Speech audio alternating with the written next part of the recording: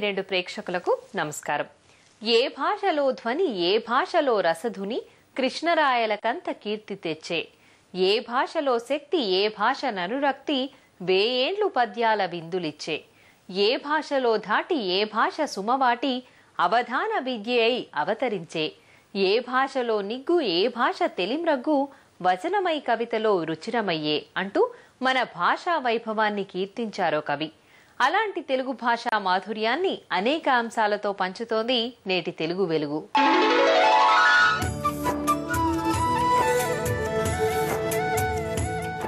వారం వారం ప్రేక్షకుల్ని విశేషంగా ఆకట్టుకుంటున్న తెలుగు వెలుగు ప్రశ్న ఇప్పుడు మీకోసం. ఇది ఏర్పడితే పెనుభూతమే. ఏ సిగ్గు, బి ఆకలి, సి అనుమానం, డి భయం. మీ జవాబు టీవీ అని టైప్ చేసి స్పేస్ ఇచ్చి మీ సమాధానం సిగ్గు అయితే ఏ, ఆకలి అయితే బి, అనుమానం అయితే సి, భయం అయితే డి అని టైప్ చేసి 562635కి SMS చేయండి. ప్రశ్న మరోసారి. ఇది ఏర్పడితే పెనుభూతమే. ఏ సిగ్గు, బి ఆకలి, సి అనుమానం, డి భయం. మీ జవాబు టీవీ అని టైప్ చేసి స్పేస్ ఇచ్చి మీ సమాధానం సిగ్గు అయితే ఏ, ఆకలి అయితే బి, అనుమానం అయితే సి, భయం అయితే డి అని టైప్ చేసి 562635కి SMS చేయండి. చిన్నారులు నేర్చుకోవాల్సిన సాహితీ సుమాలు వేమన పద్యాలు. తెలుగు భాష గొప్పతనానికి సామాజిక స్పృహకు ప్రతిబింబాలు. అలాంటి వేమన పద్యాలను ఇప్పుడు దృశ్య రూపంలో చూద్దాం.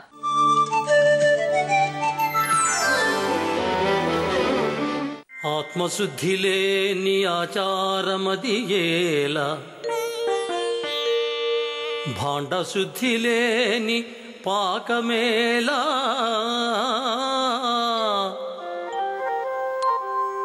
చిత్తశుద్ధి లేని శివ పూజలేలయా, విశ్వదాభిరామా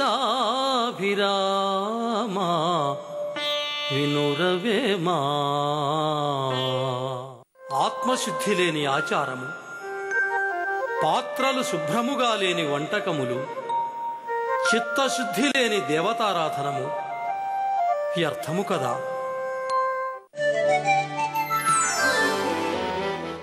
నీళ్లలో నముసలి నిగిడి ఏనుగుబట్టు, బయట కుక్క చేత భంగపడును,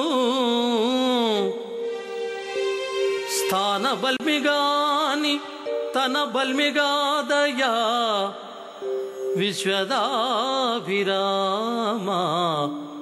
వినురవేమా. నీళ్లలో ఉన్న మొసలి చిన్నదైనను ఏనుగును కూడా నీటిలోనికి లాగి చంపగలదు. కాని ఆ మొసలి తన స్థానమైన నీటి నుండి బయటికి వచ్చినప్పుడు కుక్క చేత కూడా ఓడింపబడుతుంది. మొసలికి ఆ బలము స్థానము వలన వచ్చిన బలమే, కానీ తన స్వంత బలము కాదు సుమా. ప్రజల భాషకు సాహిత్య గౌరవం కల్పించిన వాగ్గేయకారుడు అన్నమయ్య. ఆయన సంకీర్తనల్లోని భాషా సౌందర్యాన్ని ఇప్పుడు ఆస్వాదిద్దాం.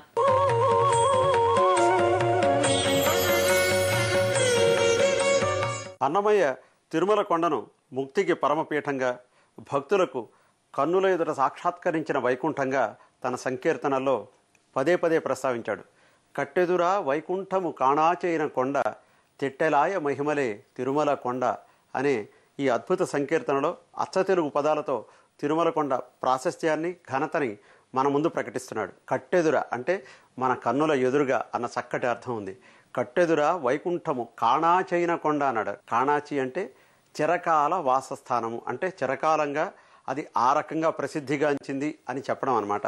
తెట్టెలాయ మహిమలే తిరుమల కొండ అన్నాడు ఆయన. తెట్టెలు అంటే కోకొల్లలు. ఆ తిరుమల కొండ యొక్క మహిమలు ఎన్నెన్నో.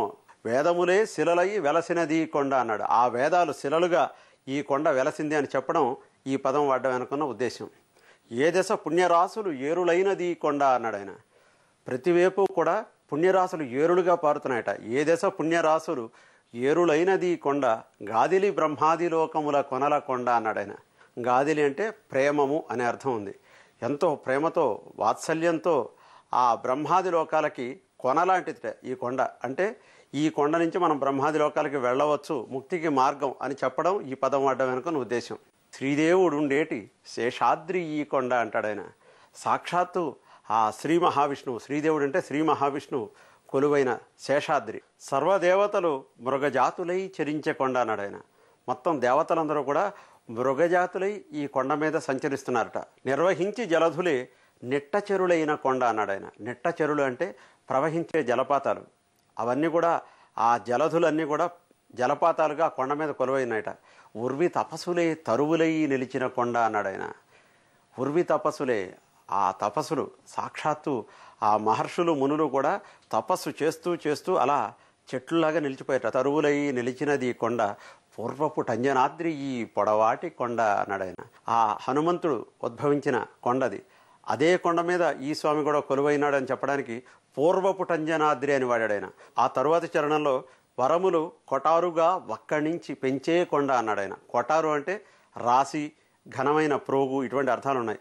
ఒక ప్రోగుగా వరాలన్నీ కూడా పోస్తే ఈ తిరుమల కొండ అవుతుంది. పరగు లక్ష్మీకాంతు శోభనపు కొండ అన్నాడు ఆయన. శోభనము అన్న అర్థం ఏంటంటే మంగళము అనే అర్థం ఉంది. ఎంతో మంగళకరమైన ఈ కొండ మీద ఆ లక్ష్మీకాంతుడు వేంచేసి ఉన్నాడు, ఆయనని సేవించండి అని తెలియజేయడం. విరివైన దిదివో శ్రీ వెంకటపు కొండ. ఇటువంటి ఎంతో ఘనమైన ప్రశస్తిని, ఘనతని కలిగి ఉన్న ఈ తిరుమల కొండ మీద మీరందరూ ఆ స్వామిని సేవించండి అని తెలియజేస్తూ అద్భుతమైన తెలుగు పదాలతో మన ముందు ఆవిష్కరించాడు పదకవితా పితామహుడు. ఇప్పుడు స్వల్ప విరామం.